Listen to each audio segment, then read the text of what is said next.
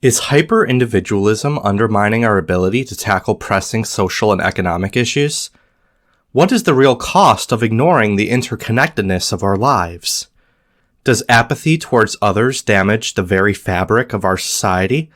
And if so, how can fostering solidarity in local communities lead to real positive change on a global scale? All of that and more in today's video.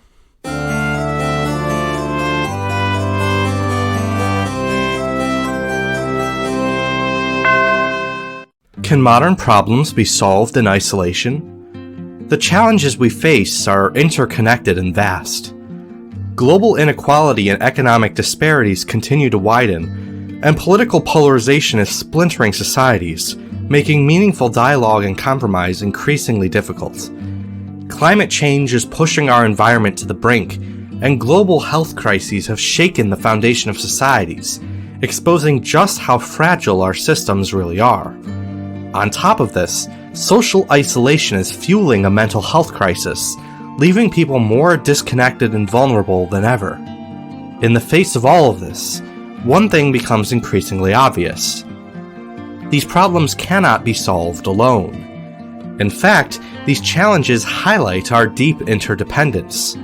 We cannot overcome them through individual efforts alone. We must act collectively, recognizing that our fates are tied to the well-being of others. What happens if we try to solve problems alone? Unfortunately, this isn't merely a hypothetical scenario. Western societies grounded in the principles of philosophical liberalism, which prioritize personal freedom and self-reliance over collective well-being, tend to view society as something extraneous to human flourishing, a necessary evil that limits our autonomy for the sake of financial security, rather than a shared space built upon mutual responsibility that aims for the common good. Yet, as we've established before on this channel, humans cannot flourish in isolation. Humans are by nature social animals, so the flourishing of a human cannot be considered independently of the unit to which he belongs. As the American political philosopher John Dewey observes, excessive individualism ignores the social conditions that make flourishing possible. When individuals withdraw from civic engagement and disregard the common good, society begins to fragment. Social capital erodes, politics becomes more corrupt, and vital public issues are neglected.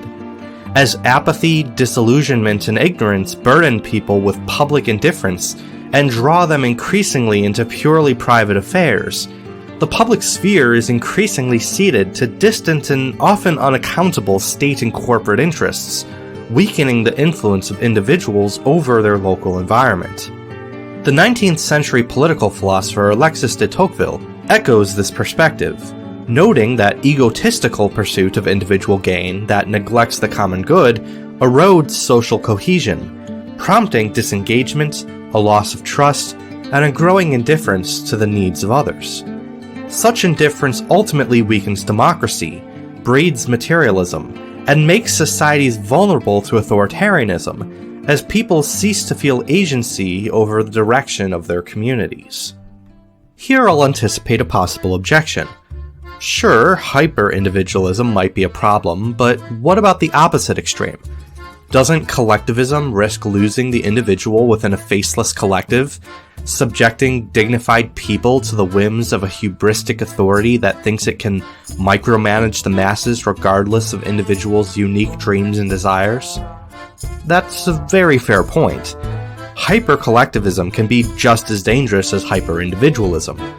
While it's true that we are interdependent, such that our flourishing depends on understanding the relationship between our well-being and that of our neighbors, interdependence doesn't mean slavish submission to a collective. Social justice at its core is about ensuring that all individuals have the opportunities to live flourishing lives of their own initiative. Self-interest isn't inherently bad. In fact, the freedom of individuals to pursue their own goals is one of the most important necessities for a flourishing society. That said, the positivity of self-interest is bounded by the recognition that our well-being is intertwined with the well-being of others. Personal liberty must be understood within the context of our shared responsibility to each other. Authentic solidarity means proactive, community-oriented individual freedom, where an active, participatory civic engagement is celebrated, since it encourages public deliberation and the collective problem-solving in a manner that accounts for individual concerns rather than obscuring them. How do we ensure that solidarity remains authentically concerned with both the common good and individual freedom? Ultimately, we must first recognize that the common good isn't abstract. As the philosopher Jacques Maritain argues, it's about improving the concrete circumstances of real people for both their personal flourishing and the flourishing of society at large. What does this look like in practice? According to John Dewey, we first identify the common good by identifying who the public is. The public, Dewey argues, is not an abstract or detached concept, but rather the collective body of individuals who share concerns about the common issues affecting them. The public is an active social entity. More than just a collection of individuals, it's a community whose personal interests overlap and converge around shared concerns, grounded in the recognition of our interdependence in addressing social issues. This ties solidarity to the principle of subsidiarity, or the notion that problems should be addressed at the most local level possible, since it's crucial for people to be directly involved in solving issues that affect their own communities. As Maritain adds, the common good is not merely about maximizing utility or efficiency of a collective, but rather about creating the conditions in which individuals can live justly and in harmony with their neighbors, recognizing the intrinsic dignity and personal rights of every individual. The state's role as the governing body appointed over the public is to facilitate the common good by providing conditions in which every individual's dignity and rights are upheld, and in which solidarity is fostered between citizens, empowering them to actively address their own trials. If solidarity is so crucial, what holds Western societies back from cultivating it?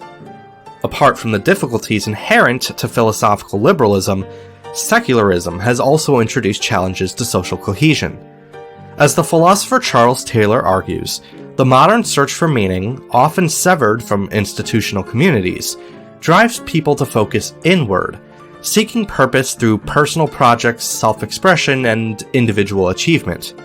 While this can foster personal growth, it can also lead to a hyper-individualism that alienates people and disconnects them from others. How can solidarity be fostered, then, in religiously pluralistic or irreligious societies?